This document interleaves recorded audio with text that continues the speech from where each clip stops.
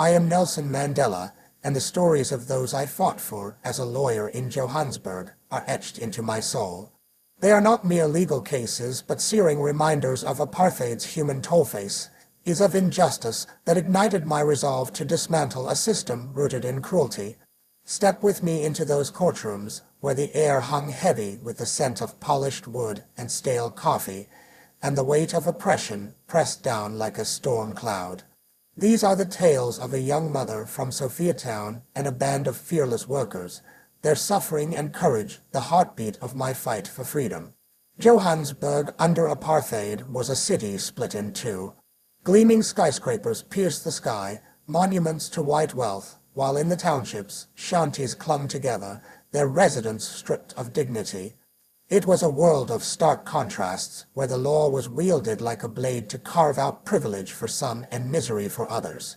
In those streets and courtrooms, I saw the faces of injustice ordinary people, whose lives were crushed by a regime that deemed them less than human. Sophiatown was a rare spark of life in that bleak landscape. Jazz notes drifted from open windows, children's laughter bounced off cracked sidewalks, and neighbors wove a tapestry of community with shared meals and stories. At its center was Mama Namsa, a young mother whose small home radiated warmth. Her hands, rough from years of labor, tended a garden where vegetables grew in neat rows, and the aroma of stew simmering on the stove mingled with the chatter of her children. It was a sanctuary until apartheid's shadow fell. One crisp morning, a government official's knock shattered the peace. The eviction notice trembled in her hands, its words like ice. This area is designated for whites only. Under the Group Areas Act, her vibrant community was slated for demolition, her family destined for a barren township miles away with nothing but the clothes on their backs. Her children's laughter turned to sobs, their future uprooted as casually as weeds pulled from the earth. In the courtroom, I fought for her with every fiber of my being. The air was thick, the smell of polished wood and stale coffee suffocating. I stood before the judge, my heart pounding, my voice steady as I pleaded her case, a right to her home, her dignity, her humanity. But the law was an unbreakable wall. The judge's face was a mask of indifference, his eyes cold as he dismissed her plea with a flick of his pen. Mama Namsa wept, her dreams crumbling like the walls of Sophiat, and soon would.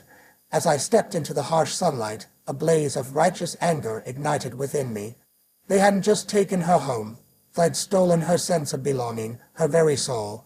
I swore then that I would not rest until this cruel system was torn to the ground.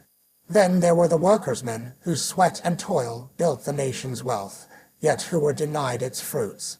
Their faces were weary, dirt caked under their fingernails, but their eyes burned with pride. When they dared to demand a living wage, the response was swift and brutal. Batons cracked against flesh, boots stomped out their pleas, and arrests followed. I can still hear the echoes of their crispane, laced with defiance as they were dragged away. In the courtroom, their presence was a silent thunder. Their bodies bore scars like badges of honor, a testament to their courage. I argued passionately, my voice bouncing off the cold walls, demanding justice, fairness, recognition of their worth. But the judge's eyes were like stone, his mind a locked vault, his heart unmoved. The verdict came down like a gavel on their hopes. We lost. Yet in that defeat I found strength.